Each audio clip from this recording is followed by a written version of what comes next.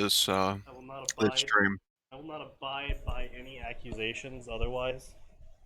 Sneaky, Sneaky, you've already messed up. This is the point where you say, "See, I wanted people to see how I do this each year." Oh, I already Little said behind that the scenes- last year. Like I said, I will not abide by any accusations of mismanagement of time. Won't abide. Oh, probably also fix that upper banner, shouldn't I? Oh, I should fix a lot of shit, shouldn't I? There's a lot of shit that should be fixed. Oh well, you know what's not being fixed? A lot of shit. Everything needs to be fixed. Well, why isn't it being fixed? Fuck Everything you. that needs to be fixed, it's not being fixed. So, spoiler alert. Okay, so let's try and get some of the everything. Yeah, everything's pulled up. Max, could you ping out while I quickly make a card? Yep. All right, so let's I'll let everyone in on my secrets here about how to make a title card. It's state. I'm just listening to all this jargon with no idea what you're talking about. Is my fucking mic working? It is now. Yes. Good. Which jargon? Just everything you guys are talking about. I'm going to make a card. I'm going to do X. I'm going to do Y. I don't fucking know what you guys are talking about. You do you. Oh, I appreciate that. I'm curious as to what direction Sneaky's going to send it from this year. Oh well, obviously, from above. Good. We gotta hang it with little wires. Yes, of course. Oh, that's a great. I was gonna go like I was gonna suggest we go full cartoon and just make it like the extra long arm. In fact, actually, I think I have an option to. No, I don't have an option to make chains. That's unfortunate. I thought I did. I thought there was a chain up button here, but oh well. How did I get chains on our fucking avatar card? Oh, that's right. I already found an image that had chains. That's what I did. Yes. So let's see here. I'll just grab some nice round. Oh, okay. Yep. We can go with that. We can work with this. Then I'll deselect.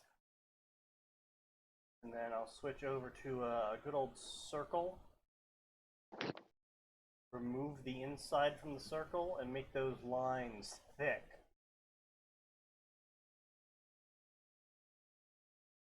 It's a bit too thick of a line. If you can drop your story. That sounds like a cocaine joke. Oh. Don't worry. It's a bit too thick of a line. Come on, Sneaky. If you're gonna go in on that joke, you gotta be like. Of course, the Chicago boy knows how to make some cocaine jokes. Oh, he's in Chicago, is he? Oh yeah. You goddamn son of a bitch. I wasn't going anywhere near Chicago. I went to fucking Columbus.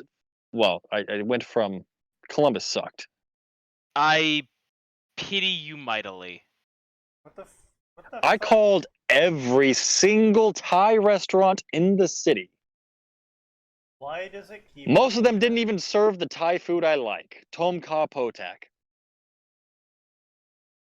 Fine, get the fuck out of here. Okay, fine. Well, we'll do it the real way. The real way being on dumb. And having some... That is opposite.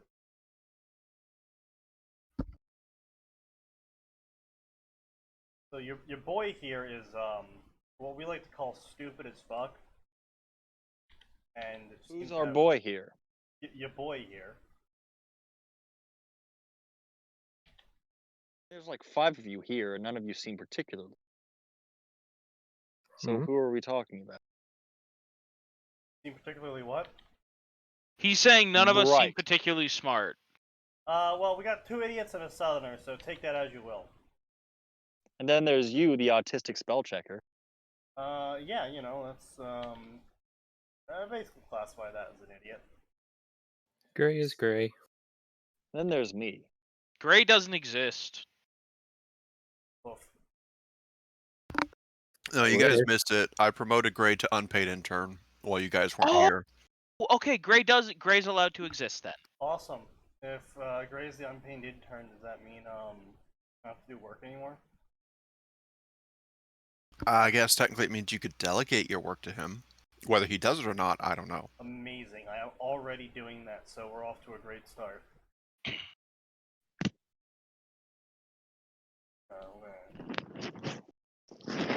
Copy that out of existence. Add a new layer. Put this layer underneath that layer, and then put that layer Sneaky. here. Replace that right here. Yeah, what's up? Why? I don't understand what the diplomacy in this game has done, but for some reason, the border princes and the vampire counts are fighting the dwarves. Is this a Twitch stream that I'm on for some reason? What? Is this a Twitch, one of your Twitch streams? Yes. No. Well, I mean, what Sneaky's doing, yeah. Yeah, what I'm doing Yeah. is, yes. I'm supposed to be reading fanfiction. Have you linked your fic yet in the chat? No, let me do that. And I don't have much time before I gotta get going to sleepy bed. To Yeah, no sleepy problem. realm. Once I get that link, So- we'll start it. Just come back to this later.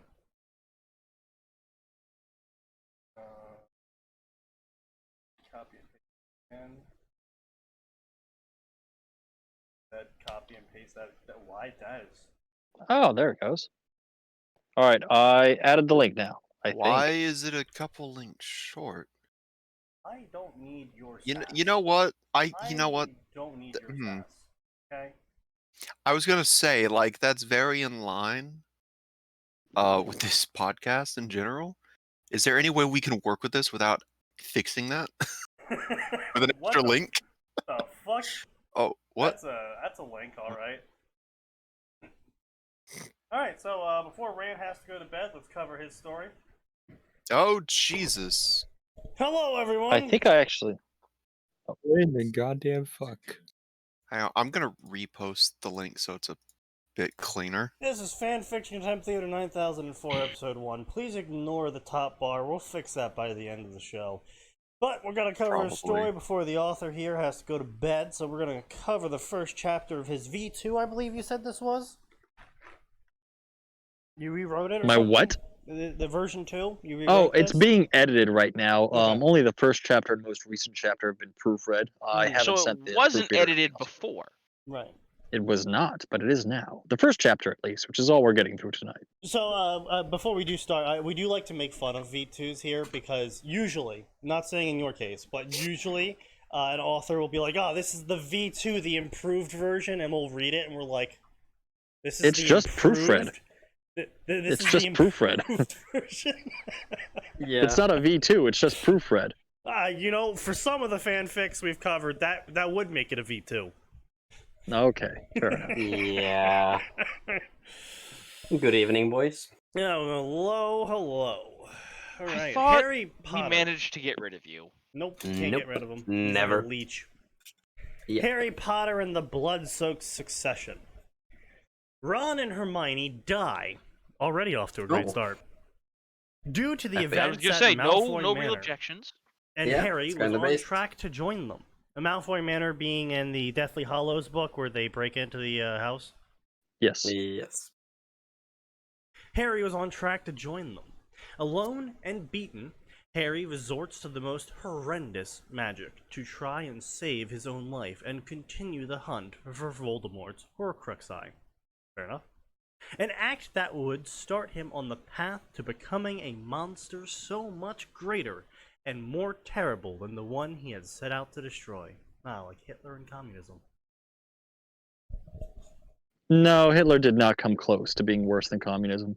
That's fair enough. He tried. Yeah. Kudos. Gave a good shot. Death but counts no. don't lie, though. I mean, kinda. I don't know. All right. Not So in a way just to it's start funny off, to say, but you know. Yeah. what do you say?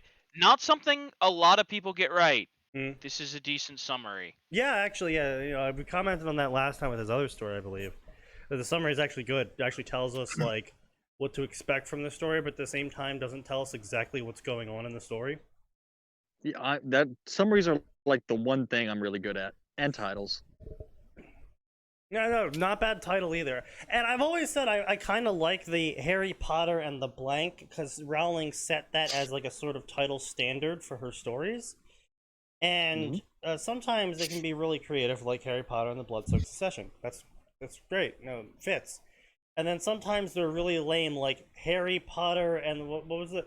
The Phoenix Champion Nevermore and shit like that. It's like, oh my god, just stop, please. Cheers, lads. What manner of fresh trash are we looking at tonight? We're not looking at trash immediately, supposedly. We got Rance here, and we're reviewing his story. We'll see. We'll see. I'm hoping you can find some trash there that I can clean up, but so far they've liked the title, they liked the description. That's as far as we got. And honestly, your image isn't cringe either. It's not some sort of like fucking I drew this in paint deviant art tier like OC where you photoshopped the Sharingan onto Harry Potter. Yes, we've seen that. Ew. Yeah, we It's just Hogwarts on fire. Yeah, it's a Hogwarts on fire. It's always a good time. Based. The death of Harry Potter. Harry stirred from his fitful sleep with a lurch. He couldn't recall dozing off, but considering the lack of rest he'd gotten over the past week, it was unsurprising that he passed out against his will. Unsurprising, but alarming. He flung the chair he'd slept in aside and scrambled to the other end of the tent, and the unconscious man laming there. Laming? That's what you wrote. Laming. Yeah, he must have missed it. All right. I'll start taking notes. A few swishes of his wand later, and he breathed a sigh of relief. His diagnostic charm showed that the dose of sleeping draught he'd given the Death Eater was still working. If it had run through Draco's system while harried. I suppose that's correct, yeah. Harry'd been unconscious, then it could have spelled disaster. Still, he hadn't survived this long without a unhealthy amount of paranoia. He checked the position of every object in the magically expanded tent for tampering or duplication charms. Poison diagnostic spells on what little food he had came back negative, and the same was true for the containers of water beneath his cot. Lastly, he checked the bottle of draught of living death. It looked to be at the same level last time he dosed the Malfoy heir. Even still, the possibility that Draco could have woken up, sent out a message of help, only to dose himself again was just crazy enough to match the normal absurdity that was Harry's day-to-day life. Fair enough. He dropped the basil leaf into the glass container, and it dissolved just as it should have. If it had been diluted with water or altered in any way, then that would have caused no reaction or a much more extreme reaction. Breathing out a sigh of relief, he sank against the tent wall. A month earlier, he would have called himself paranoid. A month earlier, he would have been wrong. Checking his watch, Harry discovered that he had slept for 6 hours. Another 10 minutes, and Draco really would have woken up. As it stood, he had just enough time to pour another dose down his prisoner's throat. Now, I do have a question for you here with the Draught of Living Death, as that one was specifically mentioned that a single dose would send you into a coma-like sleep that you would never wake up from. Ah, okay. Well, I'm going to have to retcon it and say that Harry worked with subpar ingredients and it's a variant of the Drought of Living Death. Yeah, no, Yeah, I was just curious side if that note. was a change you were making or if you just weren't. Subpar. In canon, I you need was, an I just did. antidote I to knew wake up. that when I wrote So- that. I just figured that. I never read too deep into the Drought of Living Death. I assume that the drought doesn't last forever. I don't believe it does. I think it does until you ingest an antidote. Drought of Living Death. Okay, As I'll far, have to as far as I'm retcon aware. that. Yeah, as far as I was aware, but again, it was Snape. He could have been lying. Potentially. Fair enough. No, that wasn't Snape's class. Oh no, you're right. That was Snape's class when he said that. It wasn't said. I'm not sure if that was in Half-Blood Prince where they specified anything about that. I believe that was just the book. Or it could have been a change that Yeah. they put into the movie. I don't actually fucking remember either. All right, Honestly. but I'll add a sentence in there about it being made with subpar ingredients, and they had to substitute a few things to use an older Yeah. version of the potion that wasn't permanent. Yeah, there you go. True. Because there's got to be like a million variants to every potion where they use substitutions Oh, that have I slightly would different expect effects. so, because it would be a little unrealistic to expect the same sleeping potion to be in existence in, say, Britain as in South America, where completely different growing environments exist. Exactly. I mean, they are cheating wizards, so they might have been able to do that, but Yeah. Sure. On they the could've. topic of potion, on the topic of potion substitution, Yeah. an excellent fan fiction I once read that was a Harry Potter crossover with Lord of the Rings, where Harry Potter gets transported Mm-hmm. to the realm of Middle Earth, and he starts staying at an inn, right? Mm-hmm. So eventually, like, a lord is stuck there and is sick and dying, and so what he does is he makes a pepper potion with substituting ingredients that are just found in the kitchen. Right. Like, he used stinging nettle instead of porcupine quills, and it all still worked, but it was much less powerful. And that's how it worked. It was actually really interesting scene. I believe I've read the same story as you, and I believe it was explained as the potion was built more off of concepts than it was off of the actual ingredient.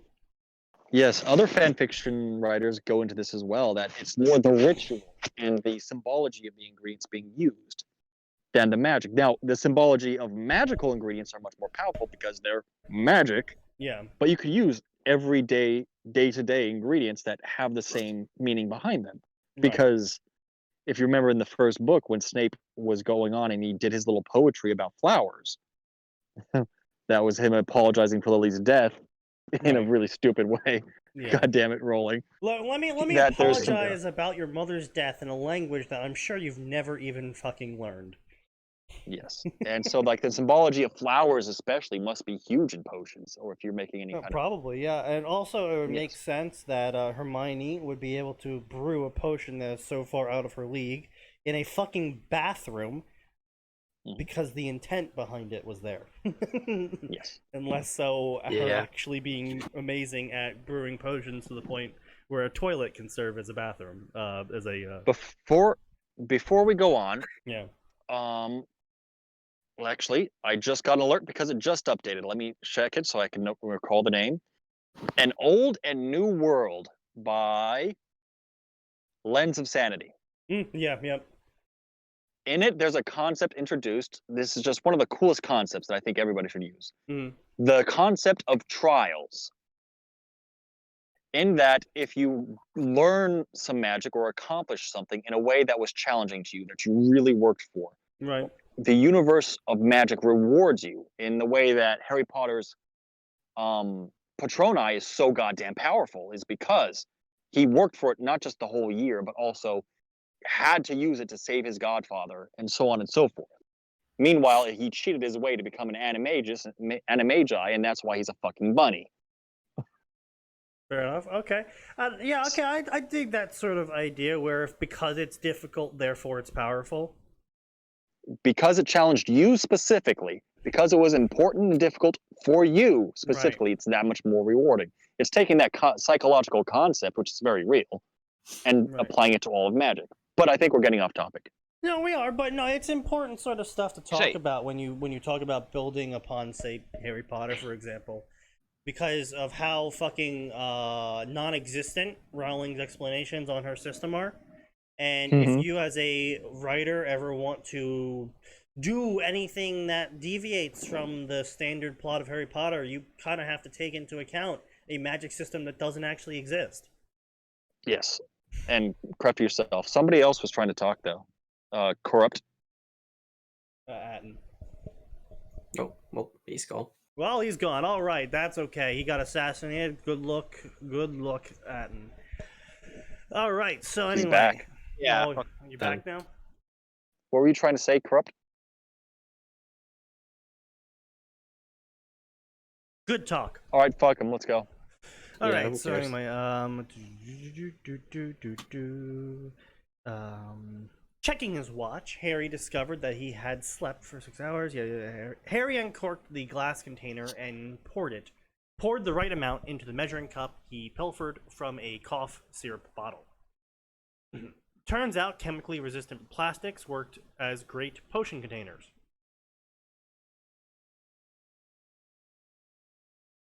What? Yeah, okay.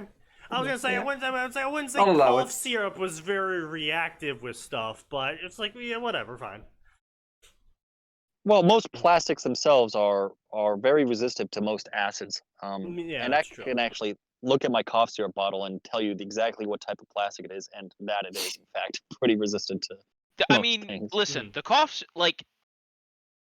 syrup is not like inherently acidic, but it is not like child's play chemicals. Hmm. Yeah, sure, fair enough. Like even like most You can plastic make, in any meth kind of with medicine it. bottle. I think it was You meth, can right? okay, Sneaky. You can make meth with a lot of things. I know. Did you see the child song where it's like, Yes. "Don't you ever," and that's how Don't you ever make do the crystal whole- meth. Yeah, don't you ever do this whole list of things and do this whole other list of things, and yeah. Yep. Go ahead, continue. Yeah, let's see here. Harry uncorked the glass container and poured out the right amount into the measuring cup. Yep. Harry lifted Draco's head with far more care and gentleness than the bastard deserved, and nearly tipped the container of black sludge towards his lips. It was then that he caught sight of his hand. It was a sight that gave him pause. He had once found Dumbledore's mortal injury revolting, yet here he was with a far more vicious and wretched version of the withering curse devouring his own limb. Whatever Bellatrix had slashed him with as he made his escape from Malfoy Manor was a very different breed of dark magic to that of the ring Horcrux. His flesh had turned black like tar with an ashen-like sheen, and had felt almost mummified in its hardness. In fact, the resemblance to tar was so great that Harry suspected the curse was somehow based on the substance. Ooh. Don't let the companies find out about their human resources to oil transmutation spell. No, I mean like a tar pit. You know what I'm saying? Where how things get No, fossilized in tar he pits. knows what you're saying. He's Okay. having a giggle. He's having a moment. I'm insinuating that if magic was found out and there was a spell that turned people into oil, companies would use it on their employees. Oh. Well, it probably works on animals too. We've got a few too many of those on the planet. Hmm. Anyway, let's see. Do you get it? Because I can't say the Yes, that it's too I many figured people. you were saying I don't that, want to yeah. suggest We understand genocide. what you're Okay. saying. Shut ahead. up before you make the point. I'm fucking with you the same way Easy Sneaky does. There must be some Alright, form continue. of irony in the fact that he was afflicted in the same limb as the late headmaster. Unlike his former mentor, unfortunately, he didn't have a potions master and a high-ranking Death Eater there to slow the progress of the incurable curse. Also, unlike the headmaster, he didn't just fucking grab the ring. Boy, that fucking sucks for you, don't it, Harry? You punk bitch. Fleur and Bill had done what little they could, but they couldn't save Ron from the withering, curse-infected wounds all over his body, so Harry doubted they could save him from even one. That's why he was here, in this tent, hidden away from the world. He couldn't bear to remain at Shell Cottage, forcing them to watch him die just as they had seen their brother, in blood and in marriage, slowly leave this world. The same way he and Ron had watched Hermione die in that manner. A sudden spasm of pain erupted up his arm, and he dropped the dose of sleeping draught to the floor, where it corrosively ate through the fabric. He let Draco back down on Ron's old cot before clutching the agonized limb and fighting to clench his teeth against the pain instead of nearly biting his tongue off like he had last time. A minute of well-practiced breathing techniques later, and he was able to move again. He quickly retrieved the plastic cup and potion bottle and made to refill it before stopping to reconsider. It had been a week. an entire week of research and vainly hoping for an alternative method. It had been a fool's errand, and now he was out of time. In another day, the withering curse would reach a vital organ and kill him. I mean, I suppose Harry is a bit lucky in this aspect, because most things that are venomous, I believe, yes, venomous, in that sort of aspect where it causes the flesh to necrotize, tends to just flow into your bloodstream and go directly to your heart, and then you die. Mhm. But this is this bullshit curse doesn't. cheating magic. Good thing this And is it didn't do magic that and to it doesn't do Dumbledore, that. so like it actually just slowly takes over your body until it gets to something that just and it takes over. It eats the organ itself, and then you Yeah. die. Good thing this is magic, otherwise he would be dead. Let's see here. Nobody would be left to continue his mission. Nobody would even know about Voldemort's singular vulnerability. Nobody left to fulfill the prophecy. Now, see, I think that is a critical flaw in the logic going on, of nobody telling anyone about the whole Horcrux I issue. agree. Where it's just like, I hold on. agree, except for one point. Hmm. If common knowledge of Horcruxes ever came public, Right. too many people would start making them. There are too many people who would. Abso-fucking-lutely. I feel. Are you kidding? Mm, Murder someone, become immortal. There's a lot of people that are not murderers because there's a very there's little that's reward, true. B, That's there's true. too much consequence. That's true. I feel like, however, you wouldn't really even need to explain why you needed these things, or you wouldn't need to explain that he's immortal because of them. You can even fucking fib the whole thing, be like, he's got magical protections on him, and they're called Fimdoodles, and he's made 7 of them, and we'll offer a reward for anyone that finds them, and he can't die until these protections are removed. Just like a full-on bounty, put out to the public. I agree. That's an idea I've had as well, but I just know it's just terrible idea. I just can't get past that. No, I Well, no. get See, you. here's the thing. You release the information about a Horcrux, and then you release it wrong. Yeah. Oh. Yeah. That's why I say I call them Fimdoodles. Like, just don't call them Horcruxes. Yeah, no, but That part. No, but like I'm talking about do what the government did and the FBI did Yeah. with the Anarchist Guide to Everything. Mm. Be like, this is out there and we can't get rid of it, but we can replace as many copies as we can find with this is how you make napalm. Oops, you made chlorine gas and fucking killed yourself. Mm-hmm. That's true. Right? So you write it so that Dumbledore tells everybody how to make a Horcrux. Yeah. So you do this, you do that, you sacrifice 3 puppies, and you'll totally what be do you immortal have for what against you're. dogs? I'm sorry, let's replace that. 3 Kittens. animals of puppy size, minimum. I like the idea. I hadn't gone that far. I have, of course, fantasized about Harry just like in the middle of a, I don't know, Daily Prophet meeting on the radio saying, so hey, there's these things called Horcruxes, and everybody just looks at him in horror. And like it's just a mad shot of everyone trying to find Voldemort's Horcruxes. Or disseminate the information so that they get rid of people that Harry specifically doesn't like.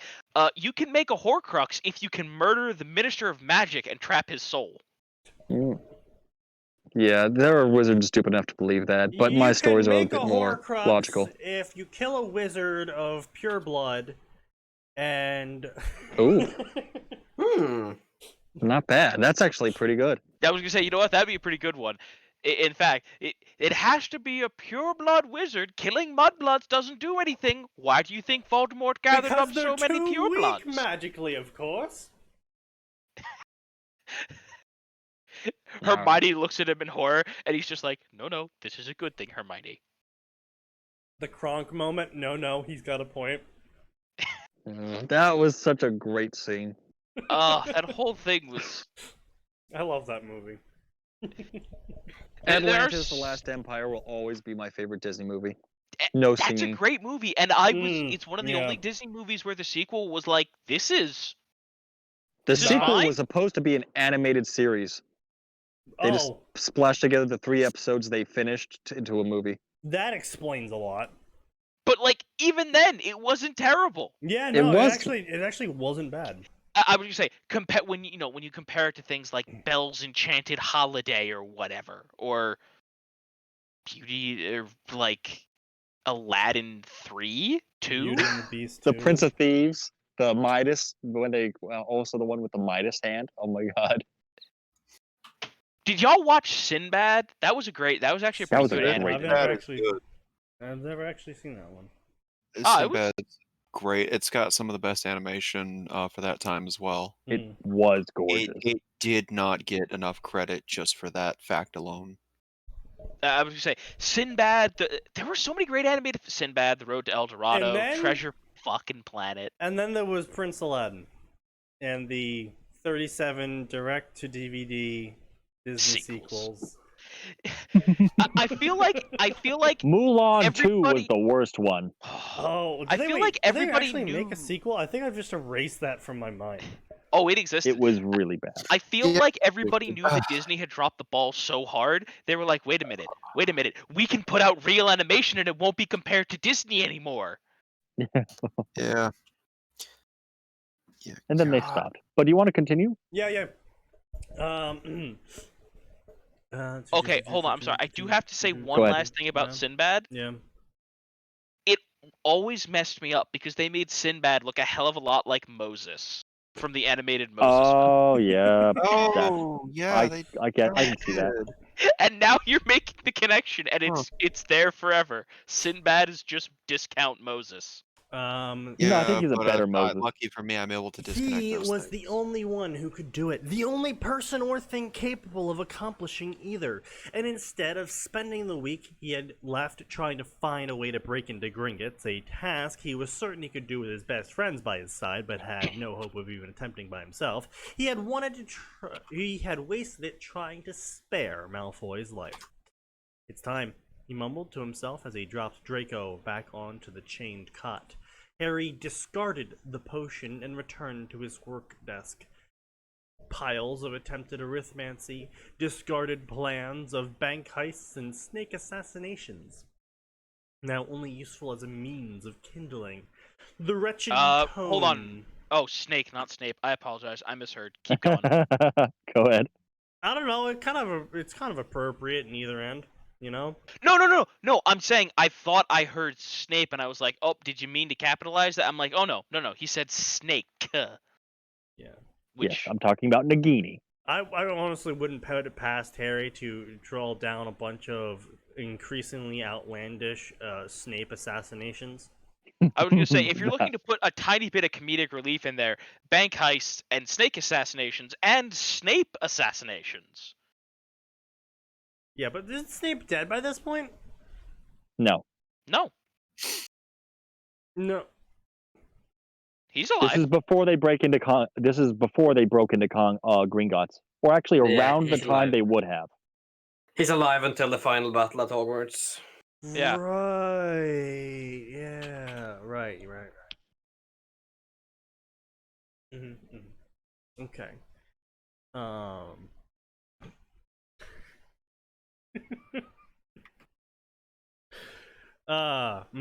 Sorry, I just had the mental image of fucking what's his face? The guy who plays Nick Fury. Mm-hmm. Samuel L. Jackson. Samuel Jackson, yeah. From oh Christ.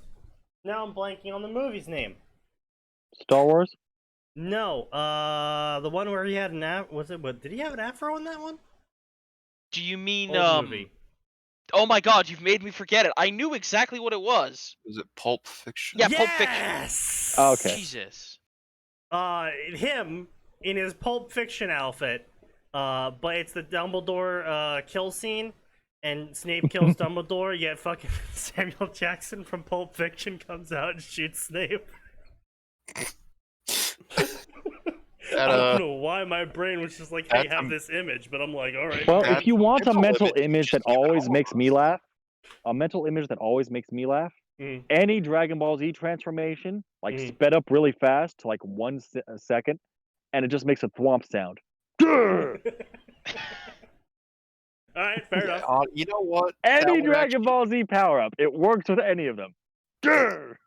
That Immediately pops up. yeah, that would be pretty threatening in a game. Just that noise. Well, thanks to you, I now have imagined a thwomp with Saiyan hair. Yep. That's just a mental image that always makes me chuckle. Let's see, here we go. He was the only one that could do it. The only person or thing capable of accomplishing either, blah, blah, blah, discarded potion. Wretched tome leaning against the pinboard or pine board? Pinboard. Did I Okay. say pine board? No, it says pinboard. I didn't know if you meant pine board or not. Okay. Nope, pinboard. Yep, alright, it's fine then. Pinboard was what he needed now. Secrets of the Darkest Arts. It's a fairly upfront tome. I'm impressed. It's actually in the books. I know. No, I just appreciate that. It's always nice when it's always nice when the book is Guide to Immortality by Killing Everyone You Love. Oh, Yeah. Well, I suppose if I'm not interested in paying that cost, I suppose I'll just put that back on the shelf then. I appreciate the author being upfront about it.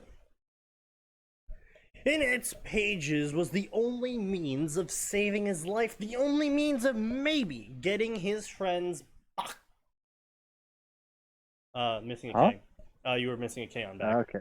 By his side, friends without whom he had no chance of completing his mission, but with whom could he conquer the world. With them by his side, he could defeat any foe. With their presence, even in spirit, he could overcome any obstacle. He untied the golden snitch from where he placed it on the pinboard. His sleep deprivation-induced map of Horcruxi was all the uglier without it.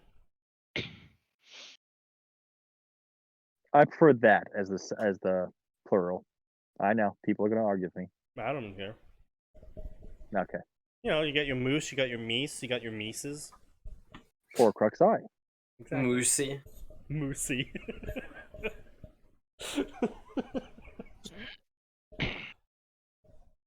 He had I think moosey is actually a word, but it means like the consistency of mousse, which is a garbage dessert, by the way. Nobody should eat it. No, I never liked it, to be honest. I've had it a couple times. Never It's liked it. alright. It's not He good. had the diary pinned besides Slytherin's ruined locket. Next to that was a drawing of Hufflepuff's goblet. On the other side was a sheet of paper with Ravenclaw's symbol surrounded by question marks. At the bottom of the board was the impressive drawing of Nagini, who's apparently a black woman in the sequels. Yes. Now, I thought she was Dominican. I'm fucking with you. Go ahead. Yeah.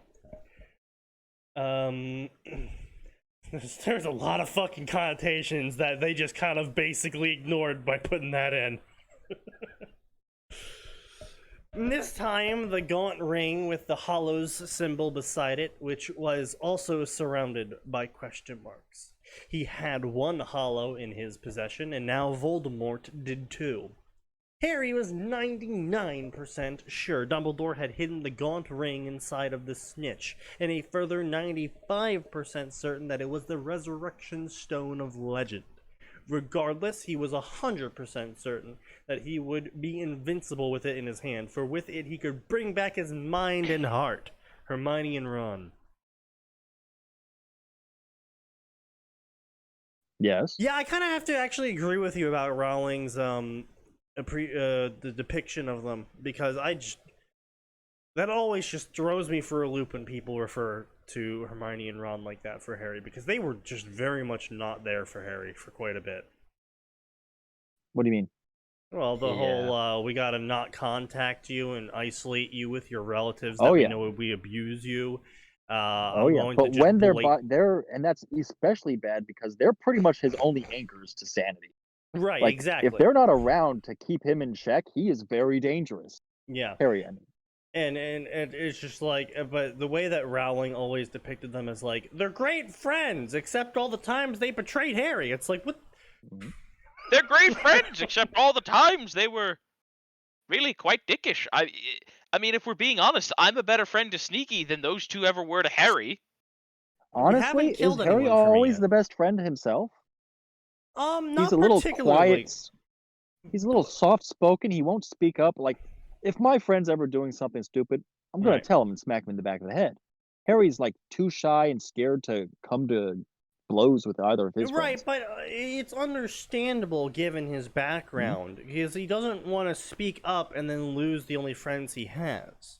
And that's I agree. understandable for a child who, went through the background that he has. And surprisingly enough, Rowling actually did a very good rendition of that kind of childhood and the effect it would have on someone. I agree. But But you dislike that depiction there where I said Hermione as his mind because he's not that bright. Well, he's pretty bright. Oh, He's not he's as bright as very Hermione. bright. In fact, Hermione, I believe in one of the books, comments on it how it's like Harry's holding himself back sometimes. Yes. But I mean, I he think still that's more a gets... fan fiction thing. I don't think that's actually in the books. No, I think it was mentioned like once, and the fan fiction blew it out of proportion. Like, oh, he's amazing at everything. It's like more like he's the kid that just kind of doesn't study and still gets like a B on the test. That he's a me essentially. If he actually applied himself, he could be almost as good as Hermione. Right, and I believe that's what listen. along the lines of what the line was. If you like actually applied yourself, Harry, you'd be doing so much better. And Harry's just And Ron like, would well, be I'm doing above fine. average if he applied himself. Ron might skate by at average. That's another thing I absolutely despise, is that it's not just in Harry Potter, but so many people are like, oh, well, you're good at chess, you're good at smart stuff. It's like, No. No. Ron has a very strategic mind, and he's a good guy to have on the battlefield, but not an academic. And it's also, that's the other part. That's part 2 of the thing that I hate. Oh, you're good at chess? Then you're good at battles. It's like, no. Battles don't work at all like chess. No, Ron's good at strategy, absolutely. Chess is a great strategy game. Absolutely, not the best strategy game. I think shogi or Go is better. Yeah, but as I'm saying, I see that in media a lot, where it's like where they don't really know how to show that this person's really good at strategy, so they're just like, oh, he's good at chess. It's like, chess is about memorization, not actual strategy. I was gonna say, chess is terrible for strategy because the board is set, the pieces are set, right? Oh, they moved their knight here for their opening. There are, I'm just making this up, 16 possible moves they can do from here. This is the single, right? He did this, I do this, that's the best thing for me. Right? Right. For strategy, something like Risk or StarCraft, I know they can't do StarCraft with, Obviously, wizards, but Star Wars I'm always honestly goes... shocked there wasn't a wizard version of Risk. I really feel like a wizard version of Risk could be really interesting. Yeah, but again, Sneaky's point is, and my point that I agree with is, chess is terrible because you don't we've got no RNG monkeys to play chess. Literal chess is monkeys. fair.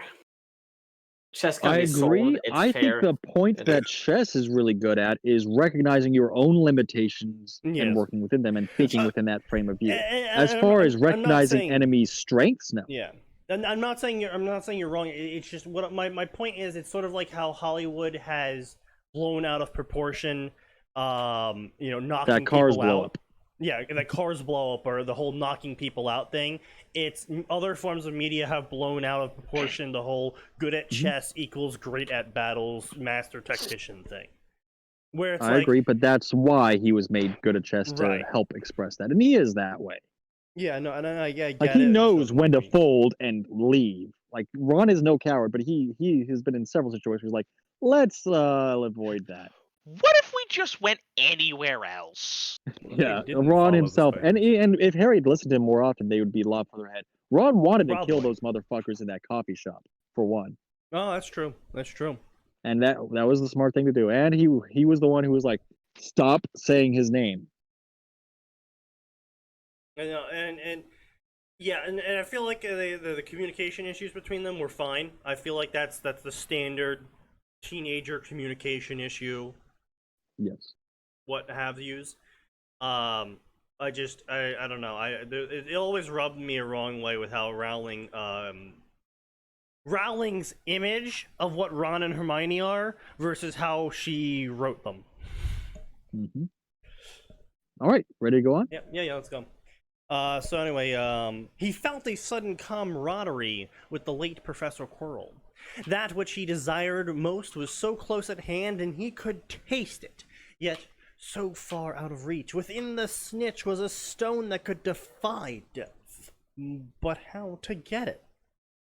He had tried everything, cutting it open with the sword, blowing it apart with his strongest spells, utilizing the name of every candy in existence. He'd even tried hypnotizing himself into believing he wanted to get it but not use it, thinking the headmaster might have used the same trick with another death-defying stone. But no, nothing worked. Now he had only one recourse, a means of prolonging his life and maybe, just maybe, circumventing the protections placed on the snitch. Draco stirred in his sleep as the potion finally wore off. The heavy chains Harry put on him in the first day clinked with every movement. It was nearly time. Is this the part, Sneaky? Is this the part of the slash fic where Harry realizes his undying love for Draco and converts to the Death Eaters? He hasn't read yes. it before. This is actually exactly what's about to happen. I can't believe you've known that I used foresight to actually read this story before I did. Oh, you I actually am, have of read it course, before? a genius. I used Farsight. Yeah, I had to call upon the spirits of my ancestors, okay. and they told me what the story was about. I thought you said you had the No, foresight to read it hadn't. ahead of time. No, I was referring No. to Pokemon move Foresight. Ah, yes. He attacks Nobody 3 turns from nobody now. uses fucking foresight. No, Yeah, nobody it's fucking kind of uses fucking retarded. Foresight. Who the Yeah. fuck is... Perish Wait, no. song. Just get Perish song. Yeah. Wait, now hang on, I'm misremembering. Foresight allows you to attack ghost types with any move. Yes, which again makes absolutely useless because you could just replace Foresight with, I don't know, a psychic move, a fire move, a water move, Shadow Wall, something like that. Literally anything besides Foresight or a normal or fighting move. Yeah. Like, who the fuck wants to use a fighting move on a ghost type anyways? Most of them, well, do ghosts usually have shit like physical defense or something? I don't know. Usually no. They don't. They have a fairly low physical. There's a few that do. Okay, that might explain. I think Dusklops and Dusknor have fairly decent physical defense. Other than that, Well, yeah, I but don't like know. every other ghost, just But I mean, many like, ghosts 90% are of punk-ish. normal types learn bite and crunch anyway, so it's just like doesn't. And feel what's that more, bad. you waste a turn using foresight just to do like what 100 damage with a physical move. Let's say it's like hyper beam, 120 damage, Right. or you can just use a 70 damage. I don't know, fire move or something. Twice. Well, technically 3 And times that's if it's hyper beam. Okay. Yeah.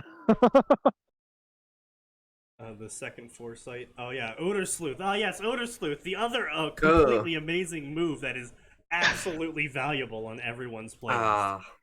Mm-mm. There's a move that like you use it and then like 3 turns later it hits. Future Sight. That's Future Sight. Okay. But like Future Sight is at least kind of useful because like it's on your psychic type, so it might actually do real damage. Future Sight is really useful when your opponent switches Pokemon a lot, and when your opponent when you're about to die as well. Or if an opponent uses Fly or Dig. Yeah, too.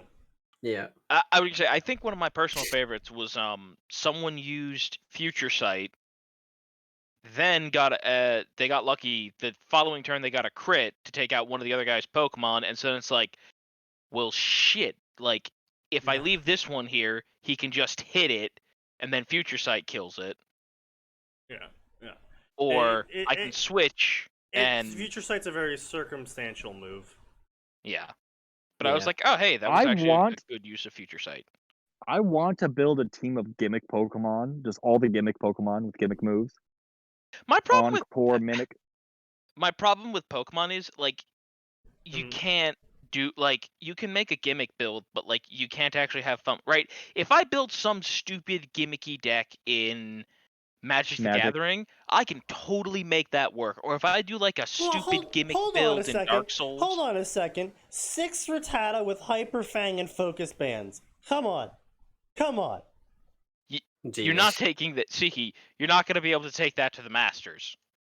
Okay, But no. like, I Okay, can, obviously not. No, but like, it's but I still a can gimmick no, build but that I can works. build a Goblin deck, or I can build the Squirrel deck, and I can win a Magic the Gathering tournament with a Squirrel deck, Well, okay, yes, fair enough. and have Or a the banana deck. Have you guys heard the tale of the banana deck? Yeah, everybody knows about the banana deck. All right, some other time then. You want to continue? We'll Sneaky? keep going. Yeah. With a few waves of his wand, Harry cast a silencing enchantment on the tent, set to activate on the word Vol to prevent Draco from saying the tabooed name. It would silence him before he could utter a second syllable of the one word that would lead to his rescue. Harry wished he'd had the idea sooner. It would have saved his friends' lives. It would have saved Draco's life. It would have saved Harry's soul. He dragged the cot with Draco in it to the center of the tent before banishing all of the furniture, clothes, books, and spare parchments to make room for the ritual. He burned the runes and the ritual lines in the floor with an accuracy honed through his practice of drawing them by hand on paper in preparation for this very moment. An Ouroboros now decorated the floor, creating a circle with Draco at its center. "Oh, what?" Draco moaned groggily. He was waking. Good. The victim needed to be conscious. The killer had to look them in the eyes as they did the deed. Oh, so said the book. Harry was consulting it now and making sure he did everything exactly. "Potter, what is this?" Harry ignored the blonde ponce. If they talked, he could lose his nerve, lose his conviction. He placed the snitch on the appropriate spot in the ritual circle, right on the tip of the tail about to be eaten by the serpent, before withdrawing the silver potion knife from his robes. A quick slash of his good hand, and the golden sphere was painted red. "Potter." He sounded scared now. Good. He had some sense in him after all.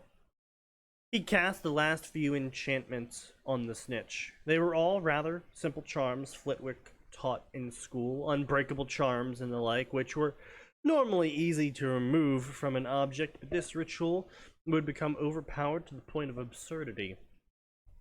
Ah yes, the good old 9th level wizard permanence spell. "Potter, whatever you think this ritual is supposed to do, it won't work how you expect. They never do." He was pleading now. In any other situation, he would have been correct, but even the son of a Death Eater turned Death Eater himself wouldn't know exactly what this ritual was for. "Harry, please. Only madmen resort to these kind of rituals. Even the darkest of families forbid them. Stop this." Harry removed his robes and shirt while Draco spoke, and he could hear the other man's voice catch at the end of his plea when the damage wrought by the withering curse was on full display. Harry By the way, couldn't help. Shiki, just a quick point of order. Yes. Permanency is actually only level 5. It's Is it really really? disgusting. Oh, I hate it even more now. I love it, but I hate it. You hate it as a DM, but love it as a player? Yeah. I hate it as Okay. both, because that also means now I have to fight wizards with permanent fly when they're only level 13. Okay. That's pretty disgusting. It is, yes. Is that like the new edition of D&D? 3.5. No, they removed Oh! permanents from 5e. Yeah. Well, actually, I'm checking. Sorry. Hold on. This was Pathfinder. Let me check 3.5. I never got that high in level in a game. I think the highest we got was... That's typically Definitely. because in 3.5, pretty much every campaign operated off of an XP system, and the DMs were usually pretty careful to make sure that the players didn't go over the XP range they were aiming for in the campaign, because pretty much Dealt out everything XP past like 15th candy if level. people earned it. Yeah. Yeah. DM By the way, prices Sneaky. just- Nope. It was also 5th level for sorcerers and wizards in 3.5. Fair enough. Okay. Alright then. I haven't played D&D in years. I only ever had one group that... It's hard to find a good group. Oh, that's right. You can do stupid stuff like enlarge person and make it permanent. Yeah. You guys ever heard of Spoonie? Yes. Yep. That's the reason I got into it actually. Fair enough. His mage when he get his one first level spell, boob jobs. Gonna make so much money. I was like, I know. Let's see. All right. Harry couldn't help but chuckle. His right arm was like burnt leather, as was the most of the right side of his torso down to his hip. He'd have been silenced by the sight too. Oh, we got what the fuck's his name, Atin? You know the guy's name I'm talking about here. Darth Bane? Darth Pain dude. Oh, Scion. Scion, yeah, Darth Scion. Here we go. One of my favorite Sith Lords. Man too angry to Isn't die. he the guy who's held together by hate? Yes. Yes. A man Okay. literally too angry to die. I'll pull a picture up for him right now. I've seen him. Oh, I'm sorry, just like a fantastic bit of combining gameplay and narrative. You literally can't kill him. Every time you beat him in the fight, it just gets brings up back the up. dialogue tree. You have to convince him to die. It's That's some of great. the best gameplay story integration I've seen in a while. Yeah, That's great. I just love the lore behind the big three. It's great. I love it. Oh, it's so good. I'm a much bigger fan of Nihilus. Was he the one who ate the planet? Yeah. Yep, Yes, that was Nihilus, Nihilus that was Nihilus who ate all the life on a planet. Yes. No, he ate the planet. No, he No, didn't he eat the ate planet, the dude. planet. No, The planet itself died. no, Yes. it didn't. No, he ate all the life off the planet. It became a hunger The rock. Force died there. Yeah, he literally consumed the planet. He consumed all life on the planet. There's a big No, he difference. consumed the life force of the planet itself. Yeah, he did. He is right. He did do that. I would say, now that you specifically said life force, yes. Anyway, so back to Harry looking like a knockoff Darth Scion. Considering what he's about to do, it's very appropriate. Yeah, that's true. Although in this the- case, I suppose it's man angry enough to kill man someone lover. else to not die. I'm Man not really angry sure. It enough doesn't to quite kill. work. Oh, so you all know where this is going. Good. Yeah.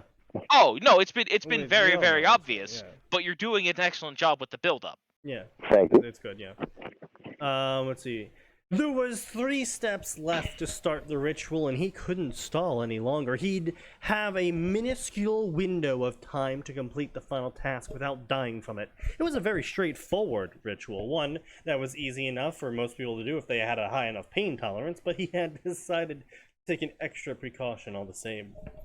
He had dug the empty vial of Felix Felicus from the drawer and filled it with water from a goblet.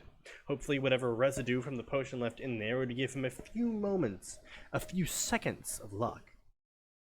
You're really gonna kill me, aren't you? This time, Harry did acknowledge him. He looked Draco dead in the eye and ignored the misery and terror in his face. And have a sharp nod? I think I mean gave a sharp nod. Gave a sharp nod. Thank you. Continue. My But quality. why? I tried to help you, really. I did, he pleaded. I don't deserve this. I know, said Harry, just above a whisper. It was all he Nice could touch. say. He didn't have time to explain now, and it was so unfair that it had to be him. Harry had spared monsters like Fenrir Greyback, treated rapists and murderers like Ral and Dorahov with mercy. With kitty gloves. No more! If everything went according to plan, he could explain everything to Draco after he killed him. He could even thank him for trying to save their lives at the mansion. Could apologize and promise to give those genuinely deserving of his fate a far stickier end. Harry stepped forward and wiped Draco's face with his cut hand, smearing it with blood. Draco grimaced and shuddered at the contact, but returned to the staring match with Harry afterwards. 2 steps to go. Take him down, Draco demanded, his fear turning to rage. You kill that son of a bitch, destroy all the wretched perversions of my culture he's propped up. And you do it in my name. There was a conviction in his voice. He was ready to die, ready to give his life to take down the man that had humiliated his family and destroyed his dreams. Harry nodded his assent and downed a vial of water. At least he wasn't wasting Harry's time with offers of fealty or suggestions that they team up. With the mark on his arm, Voldemort was able to enter his mind and recall him. So as long as he was conscious. That's why Harry kept him sedated. That's why he was hurrying. If Voldemort coincidentally decided to summon Draco now, then he would be able to sense their location and bring an entire army to the front flap of his tent. Draco held his gaze all the way up until the killing curse struck him square in the chest. As soon as it did, Harry performed the final step and plunged the silver knife into his own stomach. The magic around him flared in objection to the abominable ritual, and Harry knew it was working.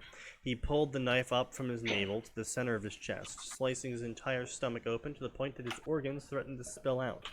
The only thing preventing him from going into shock was the ritual itself. He quickly discarded the knife and reached into his own body. He had his pick of 7 organs to choose from, but he had already decided on his liver. Fair enough. He ripped it out and nearly dropped to the floor as his knees buckled. Yes, that probably would be indescribably painful. The squelching sound and the sensation of tearing viscera was more than he bargained for, yet he held onto the consciousness by a thread. He held the blood-dense organ at arm's length and squeezed, wringing out the life liquid to make the final step slightly easier. Somewhere along the way, he had started screaming more in horror at his own actions than pain, and as tears ran unchecked down his cheeks, the tent around him turned into a chaotic typhoon of magic. A typhoon that flung everything around him every which way, but he couldn't stop, and didn't let the storm of clothes and shattered furniture distract him. With the last of his efforts, Harry put his own liver in his mouth and swallowed the slippery organ. Damn, he's got some bag. I was gonna say, isn't the liver a little too big for that? Genuinely speaking? Yeah. Hold on, he's also got a lack of gag reflex, which is very impressive. Nearly choking on it. He came very close to vomiting in disgust as he committed the horrendous act of self-cannibalization. The act needed to create a Horcrux. It was Isn't there? I feel like there's a specific term for that. Self-cannibalization? I feel like there's like a very fancy term for it, but auto something. Cannibalism is a thing, but that's more your body eating itself to keep you alive. Oh yeah. Sorry, carry on.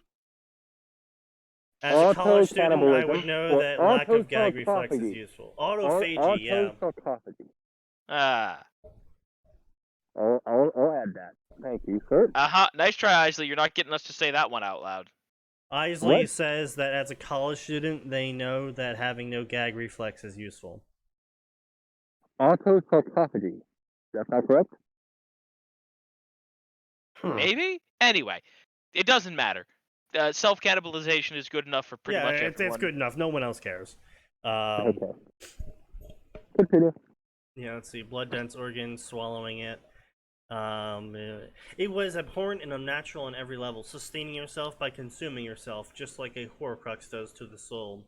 The world around him melted away and he saw it. He saw himself, everything he was, like a collage of memories, emotions, dreams, and so many other little things that defined him, but he didn't have names.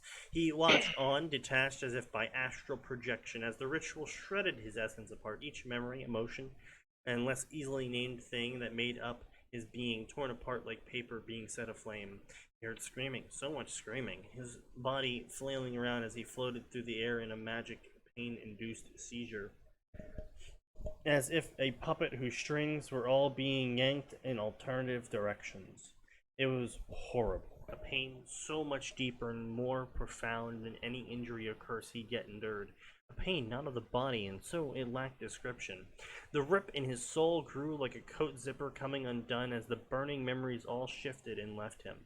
When his soul finally split completely in twain, he saw the burning half vanish from his perception, and he knew only darkness. Harry awoke to agony, stirred by the singing of birds outside. Were the flowers also blooming?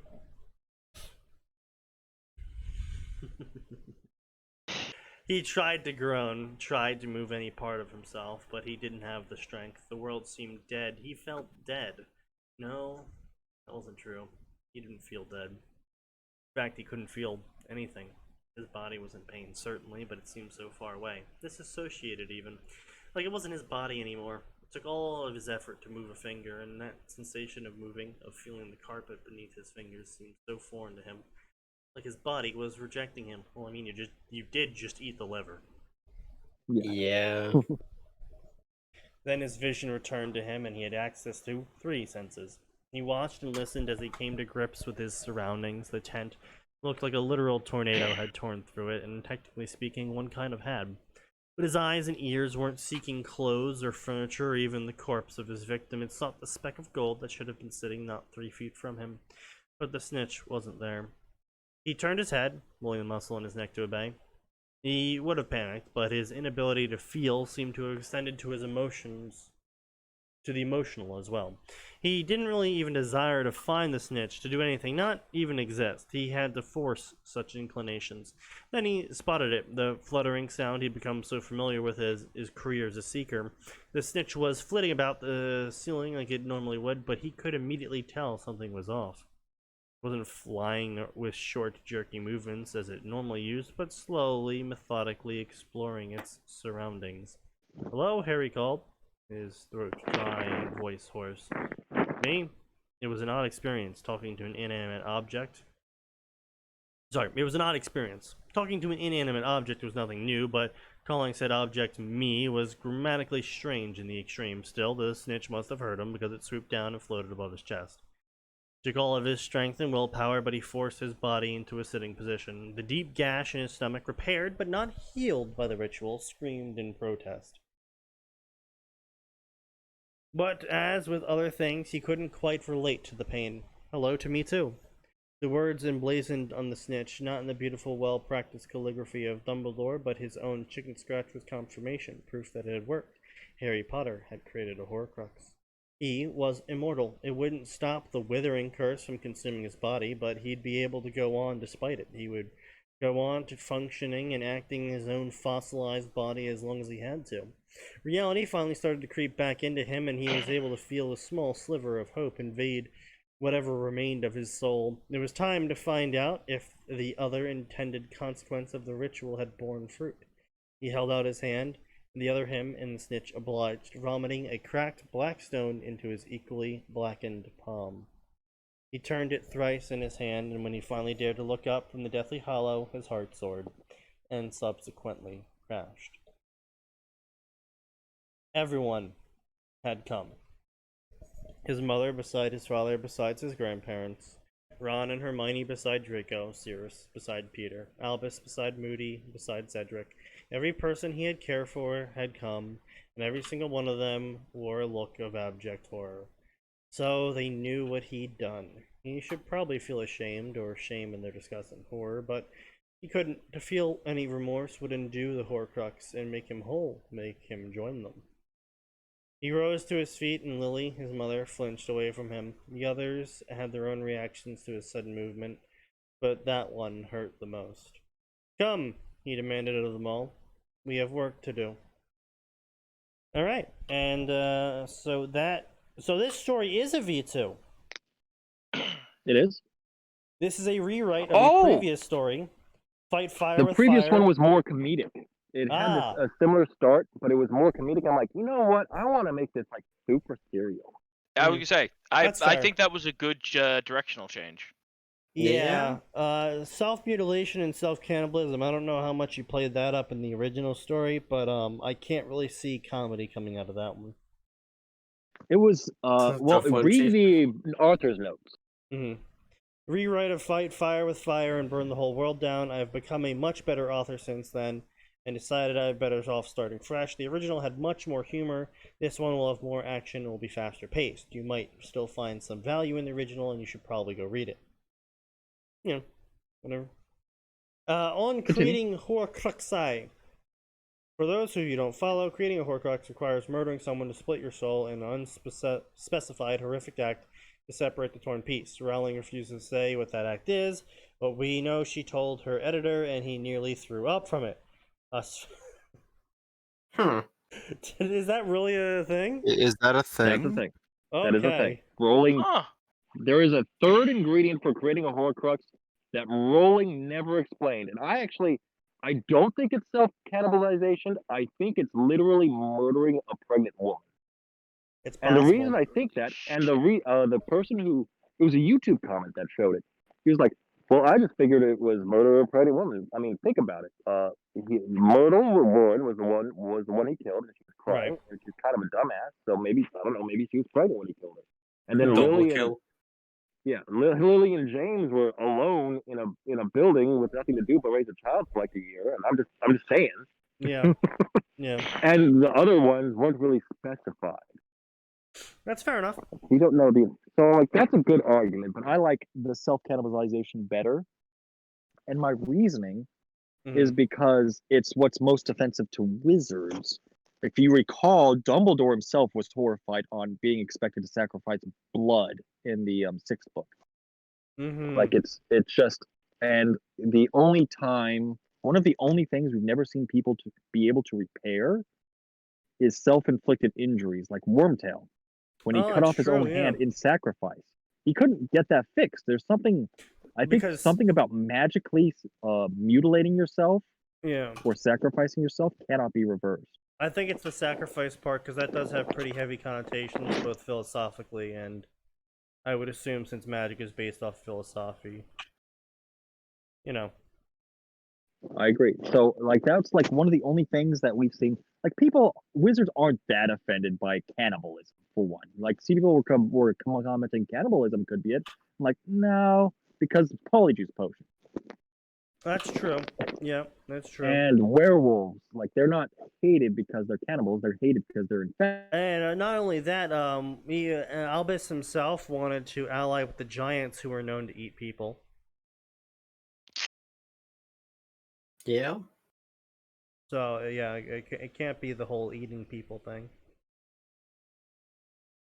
So yeah, no, I dig it. I dig it. I dig it.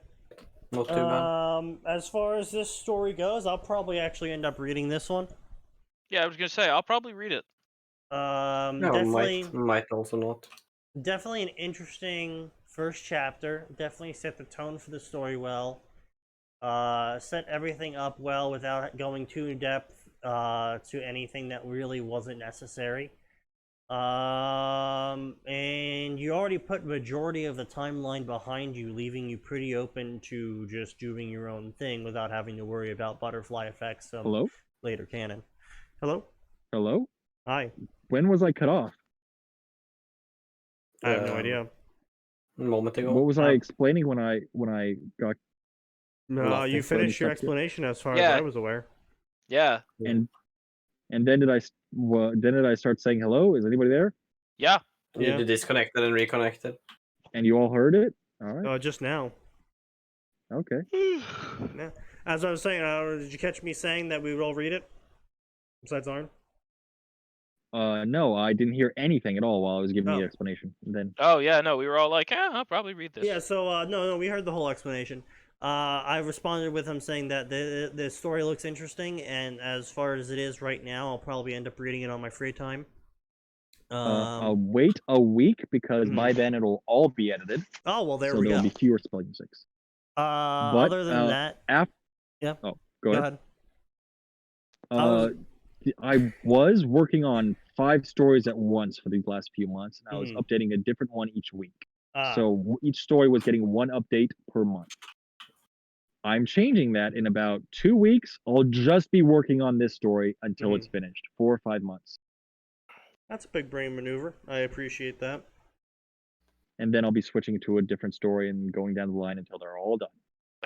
Because I know another author right now that's doing what you're currently doing, Unseen Lurker, and he's got 3 stories I have absolutely no fucking interest in, and 2 stories that I do. So basically, I only get 2 updates a year out of him of stories that I actually want. And it's not like they're big chapters either. They're like 6K word chapters. That's about how long my chapters tend to be. And it's maybe a sometimes pretty massive oof. Well, you can expect I'll be doing an hour a day writing every day. Oh, wow. Holy shit. I was doing 1 day a week, just nothing but writing. Mm-hmm. God damn. That kind of burns you out, though. Yeah, that did burn me out. Before that, I was doing 1 hour a day, and that's how I was doing 1 chapter per week for the 5 different stories. Mm-hmm. Well, now I'll be doing 1 hour a day again. I have to update 2 other stories so that just to finish this cycle. Then it's nothing but blood-soaked succession. Okay. If only we could get your work ethic to work on fucking Shocky so he would finish the all guardsman party. Is Shocky a person in this chat right now? No. He's a guy who writes something called the Old Guardsman Party, which is a 4chan green text story about him and his friends playing Warhammer 40k. Was it Rogue Trader? No. It was Inquisitor.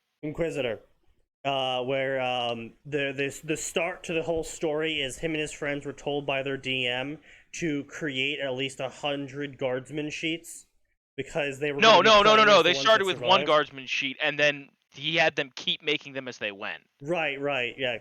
Basically they killed hundreds of characters by the end of the first session, and the ones that survived were the ones they played as for the rest of the game. Okay, I'm lost, but all right. So your only criticism was the Drought of Living Death, kind of a plot hole. I'll fix that just with a sentence. Yeah, I mean, or you could just swap it out for something else, just the sleeping potion, because he didn't have the ingredients for the Drought of Living Death or whatever. You know, there's so many ways you can dodge around that, whether it's the Drought of Living Death and its substandard ingredients, or it's just a normal sleeping potion, or, you know, whatever. I like the substandard ingredients idea better. Yeah. That explores more. But laming, back, BAC, and have a sharp nod. That was it. Yep. That's it. That's all I saw. Any other criticisms? No, just mostly just praise in this point on. The first chapter contained mostly everything I want to see in a first chapter of a story. That is the hook. It basically set the tone for the story properly. It put you in a position as an author where you can pretty much take the story however you want to go now. It is quickly established who was alive, who wasn't alive, the characters that are going to be active in the story, and how they're going to be active in the story. The title's fine, the summary's fine. It's definitely something on my own time I probably would have sat down and read without anyone bringing it to me. So scale of 1 to 10, just as a start to a story, where would you put it? I'll put it as a solid maybe 9. I was gonna give it a solid 7. 7 or 8, honestly. 8 or 9, yeah. Well, he said 9. What would it need for you to put it at 9? For me or for Atin? Whoever said 7. Yeah, Atin. Whoever said 7. I would say possibly a little bit longer to get going. Everything's there that I like. There's just I'd have to like actually skipped over. Is it because I skipped over just instead I told instead of showed Hermione and Ron dying? If that would be a little bit because that's kind of it, because this feels like you do a very good job of setting up why Harry's taking a left turn. It just doesn't feel quite as emotionally impactful as it might need to be for the rest of the audience to be like, yeah, I understand why Harry's taking a big swerve. But you do a perfectly good job. They weren't with Harry when he saw Hermione die in the manor. They weren't with Harry when they got to Shell Cottage with Draco in tow and they watched him die too. They didn't see that week and so of him suffering in the tent. I just told them it happened. I would say, honestly, I would probably you can probably still skip Ron and Hermione dying, because that's a pretty big deal. Although if you want maybe like a flashback when he's, I'm sad my friends are dead. Not like a whole long extended flashback, but like you kind of already had it partly there as he thought about how they died. But possibly a little bit at the beginning with a little bit more of the thought process of him getting to the decision for the Horcrux. The sadness, the grief, etc. Certainly not the whole 9 yards in a flashback. Like nothing turns me off from a story more than we get a first introductory paragraph, line space, flashback. 5 minutes ago, 20 years ago. But that's why I'm saying you don't. I'm saying I agree with you not to do that. but possibly something at the beginning of, "Oh, my friends are dead. I'm very sad," and then the transition to mad scribblings, research, Horcrux, Right. because everything else you've If written. this was animated, if I could animate this chapter, well, if I could animate this story, I'd be in heaven. This would make a great animation because I would have made imagine great this animation, scene animated, where Yeah, it I starts could with see him it. waking up after. Oh no, a it's a hot- beautiful. Like if this was like an anime. Oh gosh, I can't think. Like if this was like a storyboarding sketch, I would be in heaven. Exactly. I could definitely see a sort of active line art sort of sketch animation going on. like Yeah, that'd be... just flashes of you seeing what happened to Ron and Hermione as Yeah. he's going around the tent. Yeah. Like I've said before on other stories when we were talking about stuff, the problem with the written medium is that you are limited in the visual aspect you can give the audience. Yes, in the written medium, I couldn't really, like, I couldn't just go out and describing what Harry was experiencing while going through the Horcrux, Right. because that's something visually in my head I can't describe from Harry's perspective. Right. It looks straight up like something out of who is that filmographer who always had the people making that weird shaking sensation? Weird shaking sensation. They make this seizing motion where their heads are just vibrating almost. Only weird ass filmographer I know is Kubrick.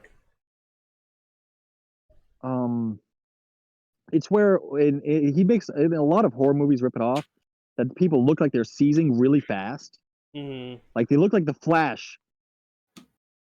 Couldn't know. They look like the Flash phasing in and out of reality. I don't really watch too many whatever. movies, so I couldn't tell you.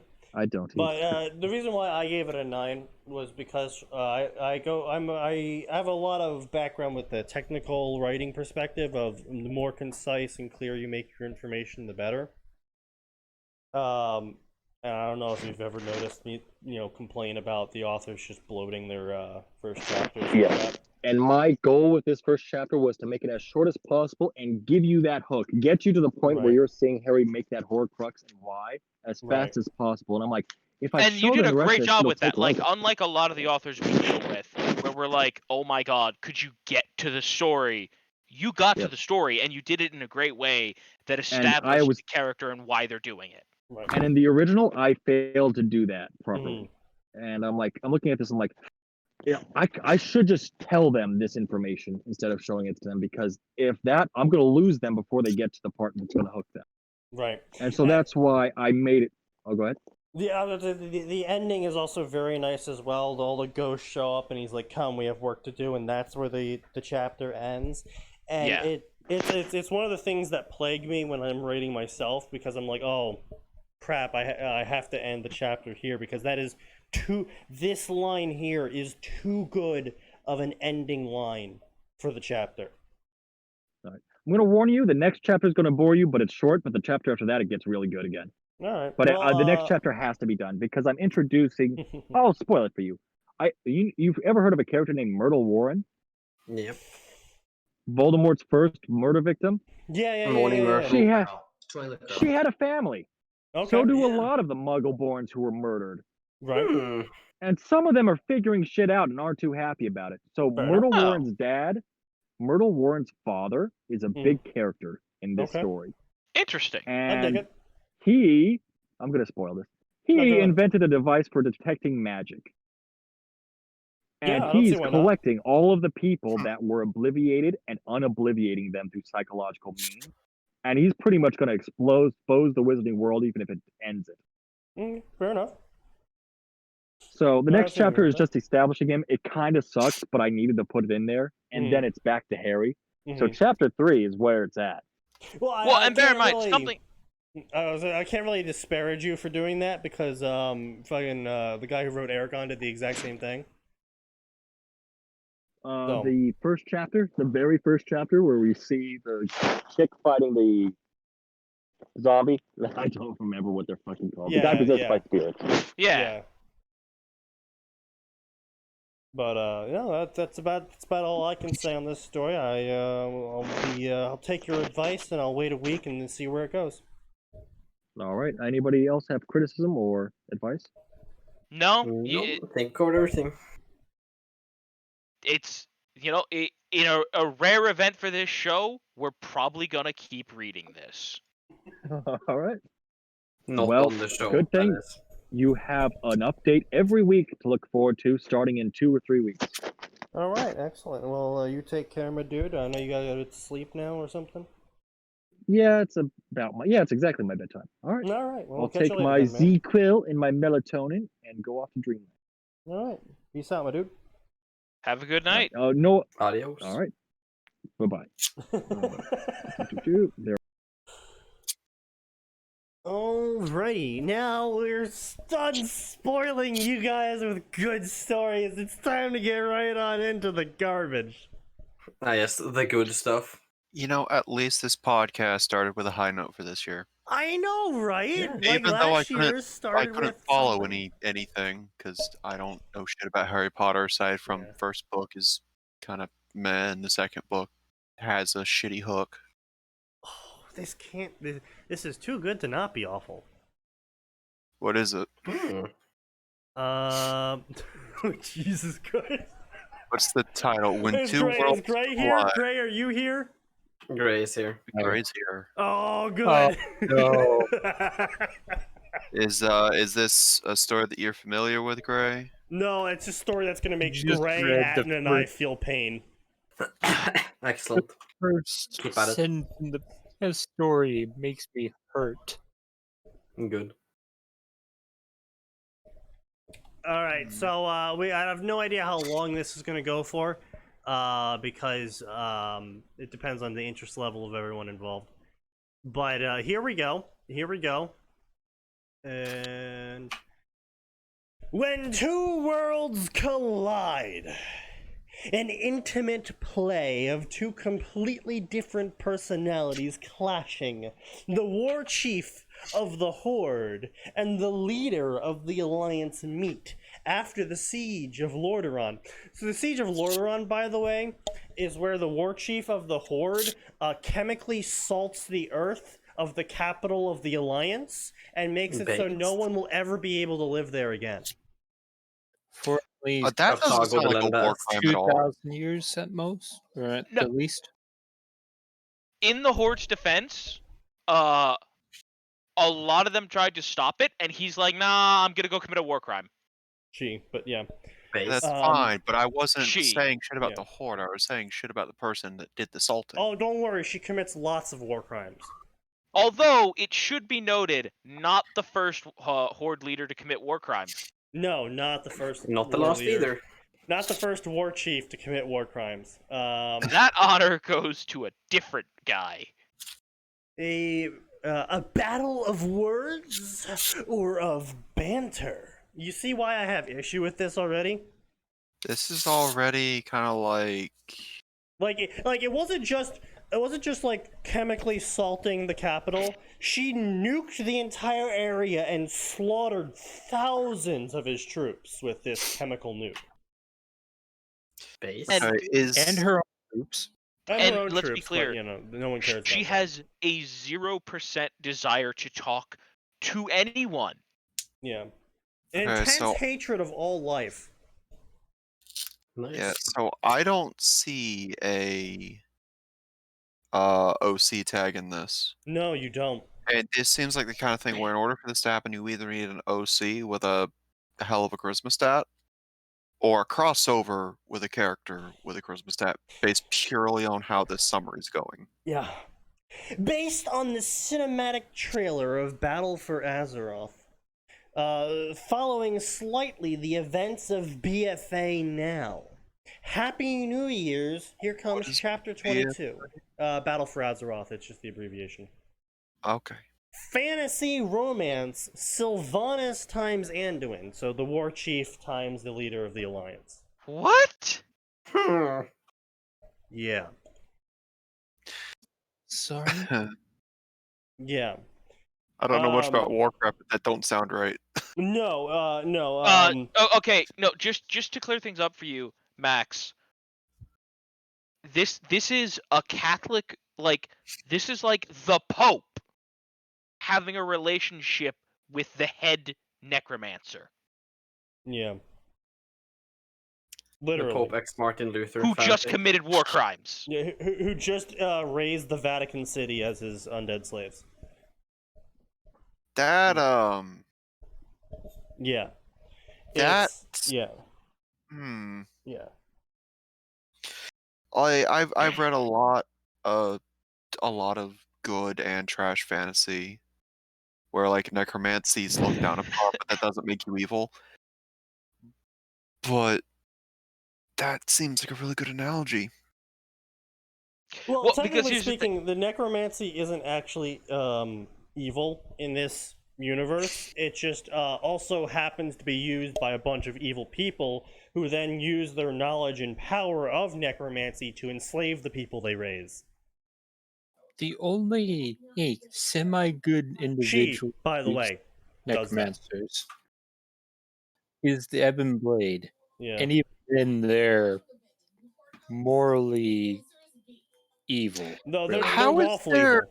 I'm Lawful evil. curious, how have I not seen more stories where like there's a necromancer who sells their services for cheap where it's like, I will bring their soul back so you can have final words and that's it. Mm. Yeah, I mean- Probably because no one's thought of that idea yet, and the people that didn't get popular. I'm sure once we run our gauntlet through the current garbage that's going on with all these other isekais, I'm sure eventually the necromancers will get the same treatment. And we'll have 10,001 necromancer, but all I want to do is sell my services stories. Let's see what we got here. Isn't quite on that level of Hitler-Stalin fanfiction, but it's in that ballpark and probably about as well written. Likely. So some other fun facts about this war leader by the time of BFA. So Sylvanas has also done other completely sketchy things, such as raise an army of brainwashed people using minions of the worst villain in existence, who nearly consumed the entire world in a death wave that nearly just killed everyone and brought him under his control. Oh no, hold on. You're forgetting the biggest part of this, Mm. which is that she was originally raised by Right, all yeah, of she was this and originally, yeah. hates all of it violently, but somewhere along the way, Blizzard just forgot that part of her character. She committed suicide at one point, and she was so sad she committed suicide, and when she died, she was like, oh shit. Turns out when you commit suicide when you're an undead, you just de-exist. And she didn't like that, so she re-existed herself. She was Oh the good. ball. I love when we dip into the Jack Racken territory. Yeah, but at least Blizzard was like, okay, but one of the soul-raising minions of the evil undead king sacrificed their life to re-exist her. Even though that makes no fucking sense at all. But Because they don't have souls, ergo they stop existing when they stop existing. Yeah. All right. Yeah, Blizzard plays fast and loose with their own set established lore. But yeah, so she's a terrible fucking person. So she's really just awful, god awful person. Just literally would make Hitler and Stalin blush with some of the shit that she did before this point.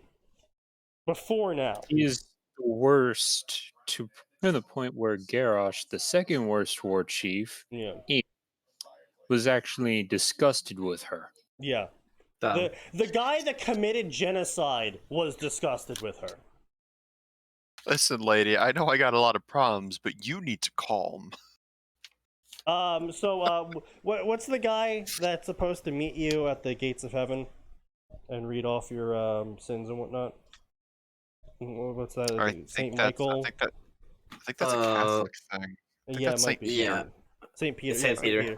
Right. I'm pretty sure it's Saint Peter. She at one point, by the way, this is before BFA. She at one point tried to enslave the effective equivalent of Saint Peter, so she could redirect every soul that dies to her control. Damn. She shouldn't say You know, I the ear would really would have liked to have read a be- story where she attempts that with the actual Saint Peter, and his archangel bodyguard's like, nah. But a no, no." werewolf shows up and stops her evil plan, and I Oh, wish good, I was a fucking werewolf. joking. It's a werewolf. Good. I still think my favorite part about this particular person becoming war chief is a dude who listens to magic spirits is dying horribly, slowly poisoned. Yep. And is like, everybody, I gotta tell you who the new guy to run the horde is. It's the psycho terrorists. bitch. It's the terrorists. The spirits told don't you- me. Fucking Taliban. Do you maybe want to like ask the guy who was doing the job before to come back, or ask the son of the guy who's been passed over like 3 times, who's a real Wait, solid wait. dude? Did she already have a bad rep before she was picked? Oh, Yes. I Yes. so she She got was picked so in BFA.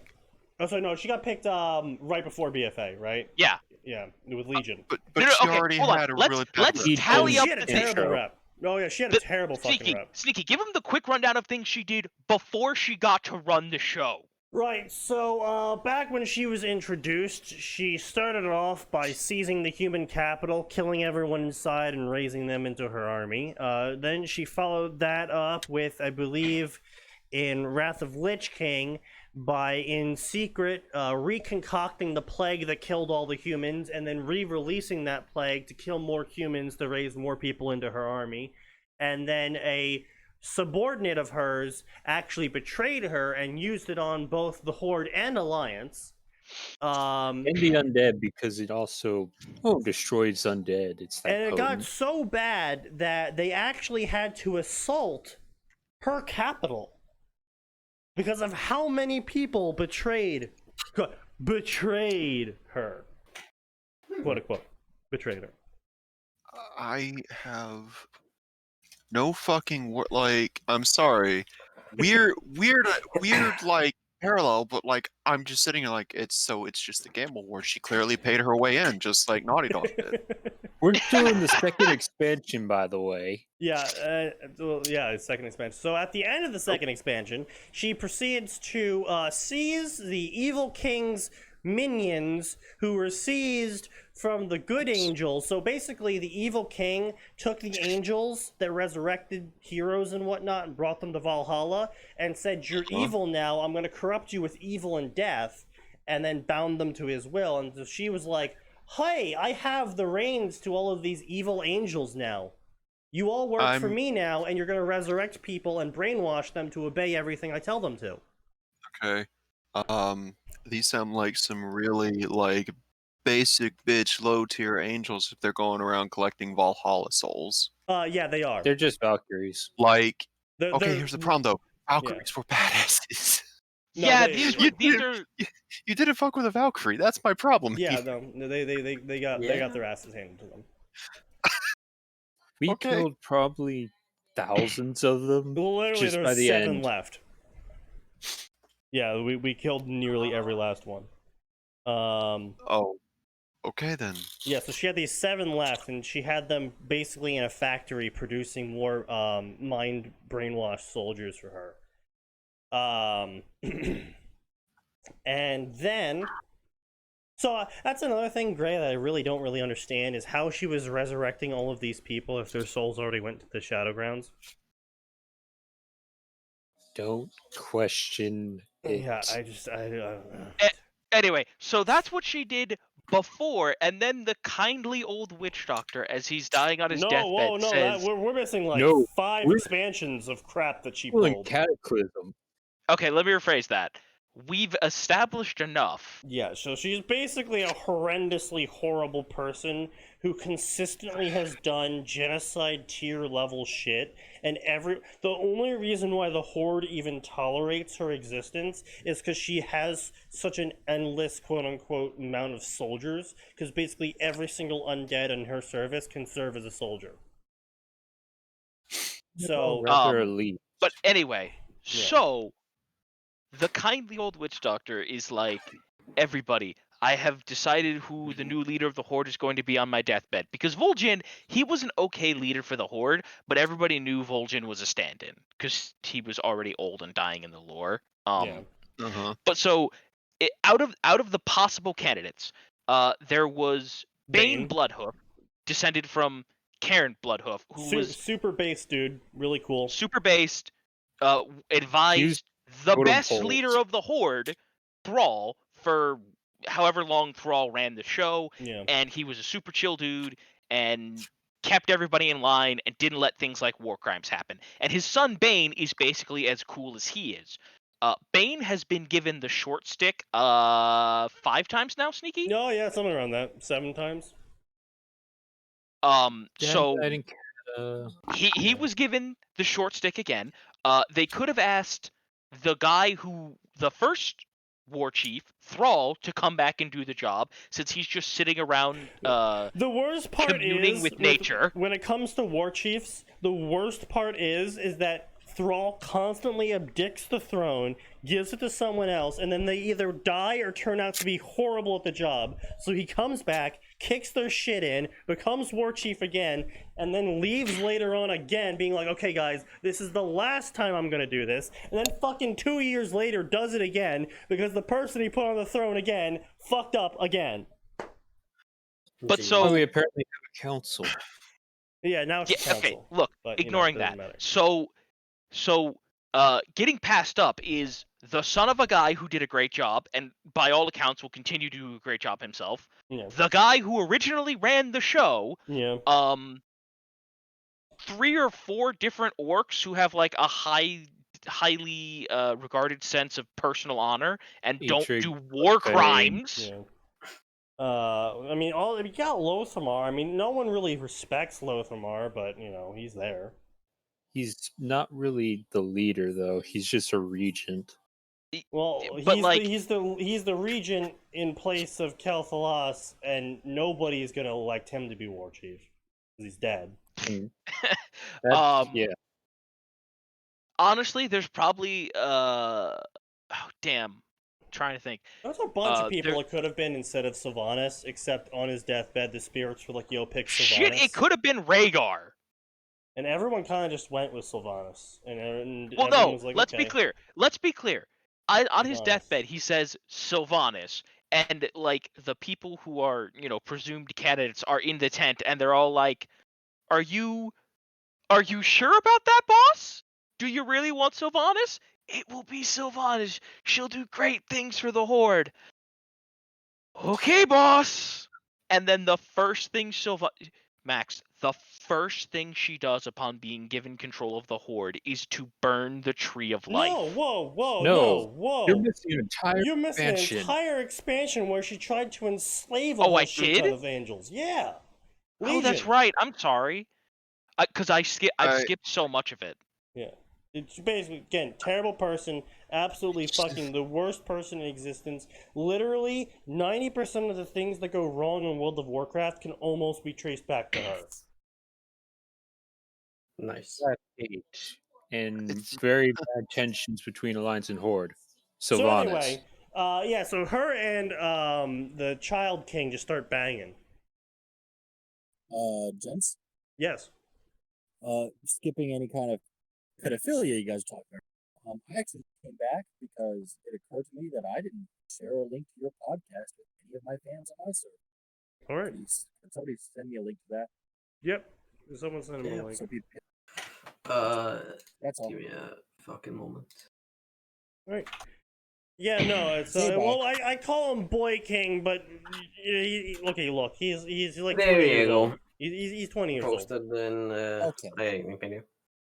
But All he's 20-year-old guys today are boys too. He's called Boy King because the other leaders of the Alliance are like 1,000 years old, 800 years old, 300 years old, and it's like, okay, well, I mean, comparatively speaking, And one guy's 20 and the 50 other years one's got old. 3 digits. Hey, Sleepy, Yeah, you're not gonna. I wouldn't. What? It's not gonna. All right, I'm gonna go now. All right, goodbye. Sorry. No problem. Later. Later. So anyway, they start banging.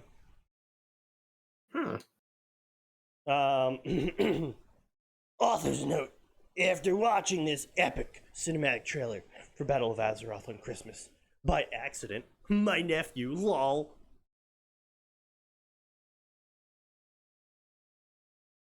I already hate this author. Yeah, never do that again. I fell hard. And I don't even play WoW.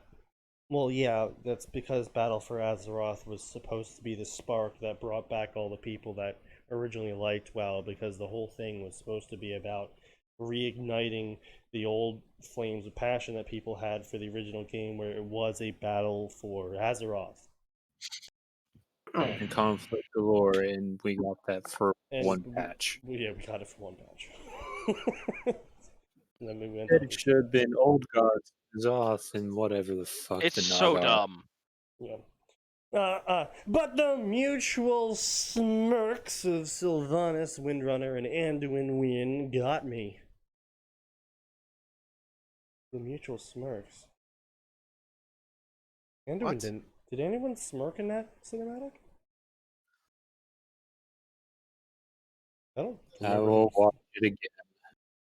Yeah, I mean, it's not a bad cinematic to watch, to be honest. It's a really good cinematic. It's just. I don't remember her just who smirking cares? either. It was like a self-satisfied, like, fuck you guys. But whatever. So two people smirk in this cinematic according to him, and he's like, oh man, they're having sex. Which utterly fucking baffles me. But hey, Tumblr logic, I suppose. Don't even start. I had to write about this rare pairing. It's rare because you're a retard. There's a reason why it's a rare pairing. What Atin said. I would like to thank Wowhead and Gamepedia, the treasure for many quotes and descriptions, as I try to stick true to the characters. I would like to thank Wowhead and Gamepedia for many quotes and descriptions, so I can stick true to the characters as I write about a romance that would never happen in ever of existence. No matter the AU, no matter the timeline, Sylvanas Windrunner would never fuck Anduin unless it was with an arrow poisoned.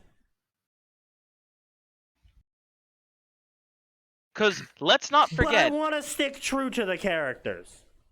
Because let's not forget, even before Sylvanas became a terrible, horrible undead who committed 6 million war crimes. She was a fucking blood elf, and those people are She assholes. She wasn't just a blood elf. She was so racist. Even the other blood elves were like, can you tone it down? Yeah, she was pretty fucking racist towards humans. She got okay. In the race made up of ultra racists, she got put on forest patrol because they were like, holy shit, she is super racist. Yeah. So, the human-hating undead elf who hates all life, and the human who loves all life and prays to life, got together one night after she terror bombed his capital and made sure that thousands of people died and can never live there again, and they started making out and having sex. By the way, remember, she's still an undead. Yeah, she's still an undead, can't feel attraction. Well, not just that. Doesn't have a heart, literally. Literally undead, like... That's a room temperature body. Yeah. It's also a banshee. Yeah. Yeah, that too. So, you better hope she's not a screamer, Anduin. She's definitely a screamer. She fucking screamed so hard. When you brought back a locket, she fucking screamed.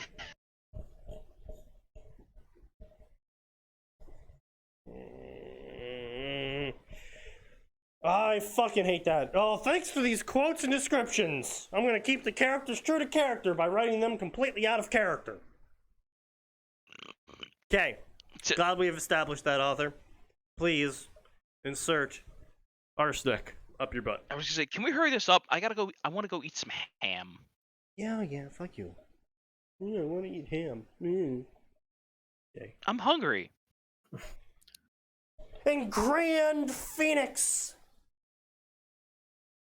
who the most objective expert concerning the war chief of the Horde I could find, I took the liberty of quoting the title of her story, A Flame That Refuses to Be Extinguished. In my work, I highly recommend reading it. Wow, way to call out a fellow author like that completely shamelessly, fully knowing how garbage your story is. I blame all of this on some other author. Go hate them. I was inspired because of them. Let's see, who the hell is Grand Phoenix? Come on, Google, tell me, who is Grand Phoenix? Fanfiction.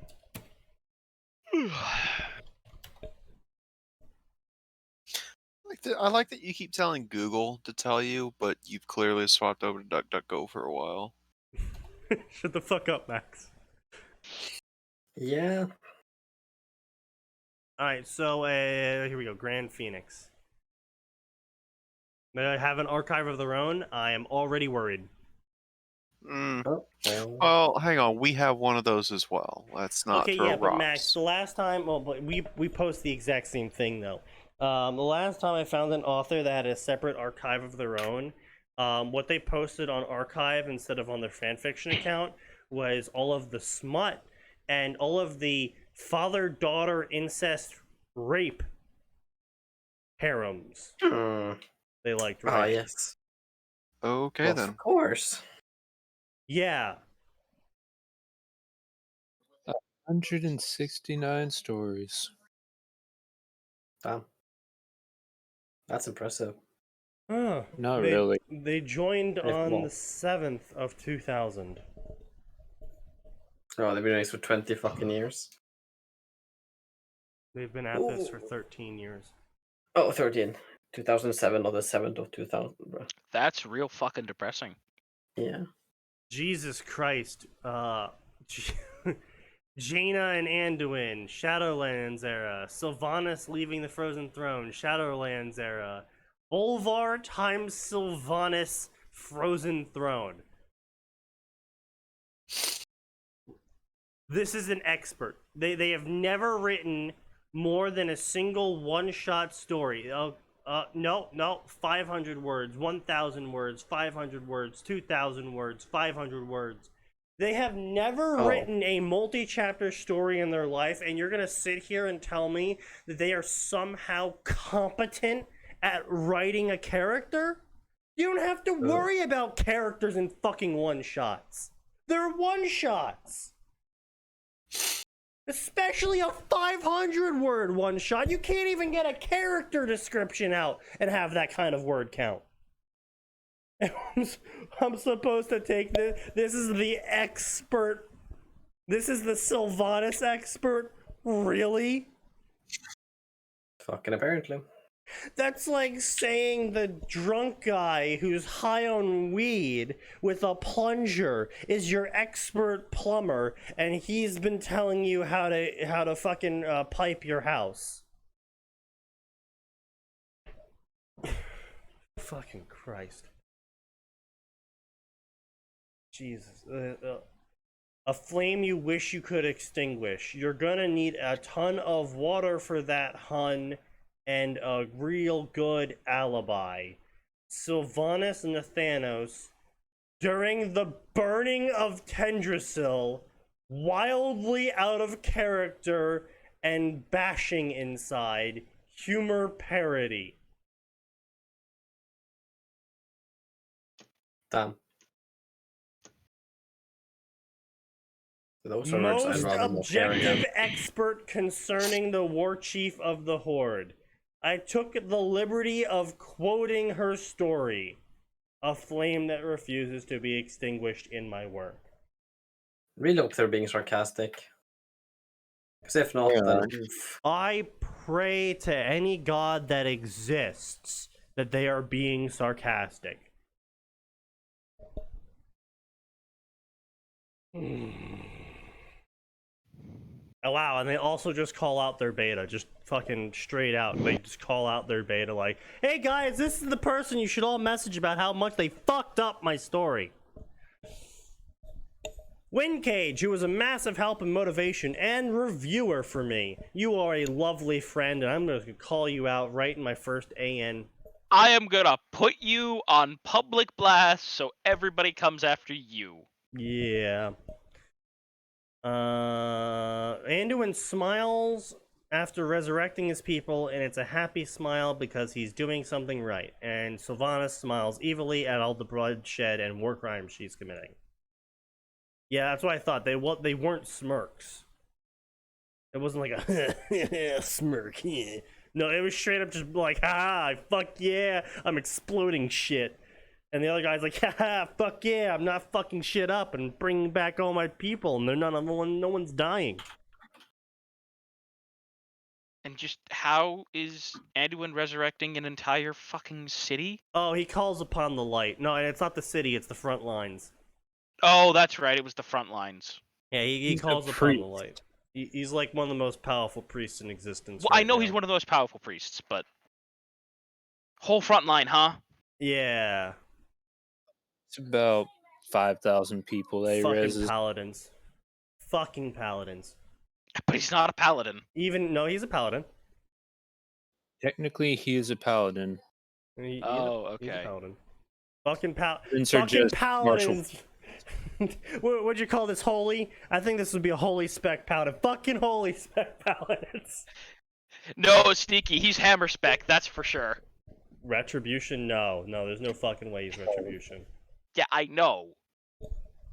No, I'm joking with Gray because Gray and I have been doing a lot of PvP recently, and whenever we get into a fight with a paladin in PvP, we lose. It doesn't matter that it's a 2v1, we lose because he just bubbles and wins. Not even mentioning that do be the point of the bubble. Right, but like the bubble.